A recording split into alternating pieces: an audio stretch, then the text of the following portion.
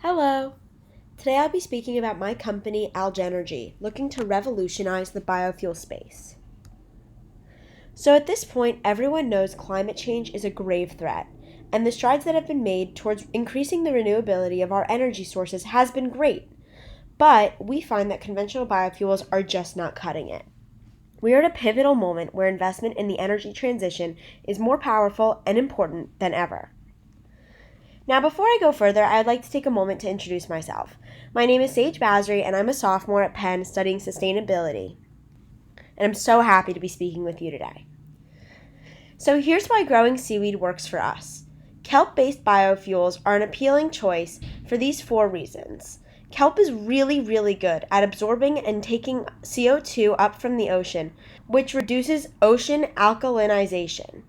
Seaweed has a rapid growth rate and can be produced with fewer material inputs than other biofuels.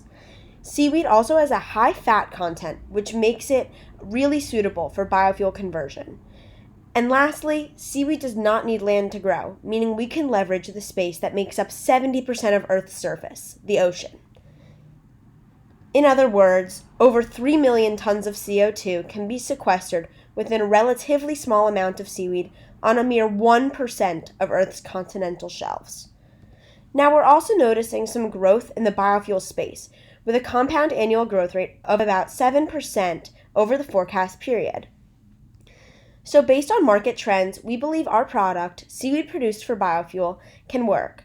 Our business would be centered on the first step in the value chain, the growth and harvest of the feedstock. After the seaweed is harvested, seaweed is refined through a process called thermochemical liquefaction, which is basically a high temperature and pressure process that transforms kelp into a bio-oil.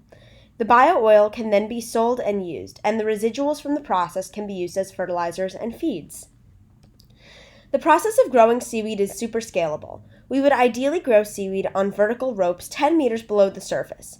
There's also opportunities for synergies with shellfish and other fisheries, so sharing infrastructure could minimize costs, and seaweed grows better when it can use waste nutrients from fish farming. Also, seaweed can be grown off the coasts of all continents 365. Our competitive advantage is in the feedstock that we produce. Field crops have needs that seaweed does not have, namely land, but also fresh water and nutrients. With kelp, there is no need to deforest an area, which is very important for increasing and preserving biodiversity. Seaweed also has the potential to become a cost-competitive feedstock, like the heavily subsidized ones already in use, based on the higher yields and faster growth rates we see here. And here's a quick and dirty life cycle assessment. You'll notice that the production of 1 ton of dry seaweed is carbon negative. So, at its core, seaweed power is solar power, and there's no denying that plants are better at converting sunlight to energy than PV panels, and they're better at sequestering carbon. Our solution provides the same benefits of PV without the challenges of manufacturing and the lack of efficiency.